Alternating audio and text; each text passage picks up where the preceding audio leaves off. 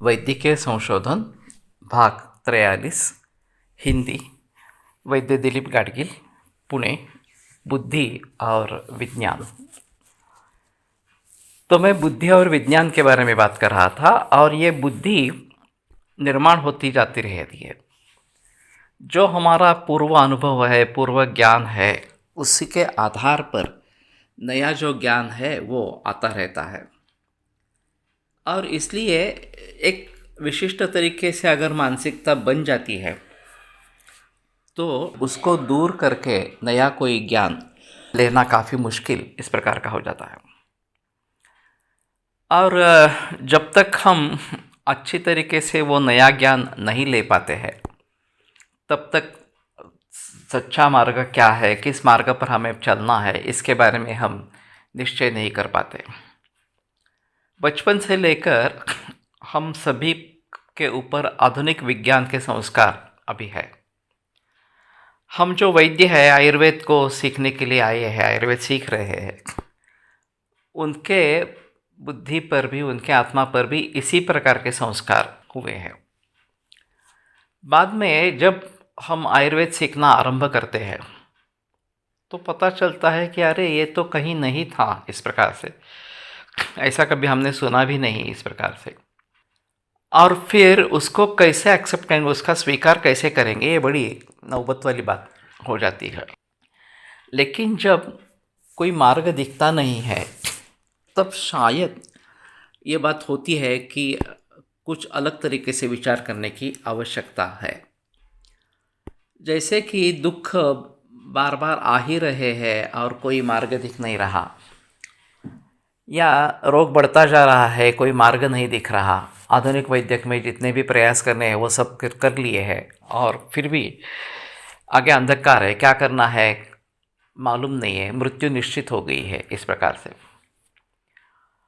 तो ऐसे हालात में कोई व्यक्ति सुझाव देता है, अरे मेरे पहचान में एक रिश्तेदार है, उन्होंने आयुर्वेद की दवा ले ली थी इसमें और उनमें काफ़ी अच्छा फ़ायदा मिला है, तो आप भी कोशिश करो। तो शुरू में ये कहते हैं कि नहीं, ये तो स्वीकार्य नहीं है, क्योंकि हमने काफ़ी प्रयास आधुनिक वैद्यक में किए हैं और कुछ होने वाला नहीं है, ऐसा पूरे देश विदेश में हमें बताया गया है। तो आयुर्वेद तो काफ़ी पुराना इस प्रकार का मामला है, उससे क्या होने वाला है जब इतना आधुनिक तंत्रज्ञान इसमें कुछ नहीं कर पा रहा, तो आयुर्वेद से क्या होने वाला है। तो शुरू में इसका स्वीकार नहीं किया जाता। फिर भी अगर परिस्थिति में कुछ बदलाव नहीं आता और परिस्थिति और दिन ब दिन बिगड़ती ही जा रही है तो फिर सोचते हैं कि एक बार ट्राई करके देखते हैं क्या होता है इस प्रकार से। और फिर आयुर्वेद के पास आते हैं, परहेज करते हैं और दवाइयाँ लेते हैं वगैरह वगैरह, और उनमें सुधार होने लगता है। तो फिर पता चलता है कि अरे हाँ, आयुर्वेद इसमें कुछ कर सकता है और हमें तो ये पता नहीं था इस प्रकार से। तो मानसिकता में परिवर्तन आना शुरू हो जाता है। उसी प्रकार से ये दैव जो बात बताई गई आत्मा से संबद्ध इस प्रकार से कि इतने सारे दुख झेलने पड़ रहे हैं, कोई कार्य कारण भाव नहीं दिख रहा है कि किन कारणों से मुझे ये भुगतना पड़ रहा है इस प्रकार से। और बाद में कोई सुझाव देता है कि नहीं, तुम अध्यात्म की तरफ मुड़ो और आत्म तत्व को जानने की कोशिश करो वगैरह वगैरह इस प्रकार से।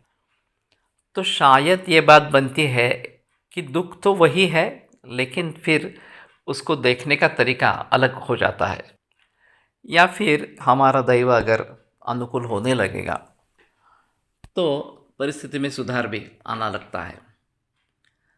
तो कहने का तात्पर्य अर्थ ये है कि मानसिकता में परिवर्तन लाना काफ़ी मुश्किल इस प्रकार की बात है, और पहले उसके लिए ऐसा चाहिए कि हम न्यूट्रल स्थिति में आ जाए और फिर दूसरे किसी ज्ञान को ग्रहण करने के लिए मन की स्थिति अच्छी हो तो शायद दूसरा इस प्रकार का अलग ज्ञान लिया जा सकता है।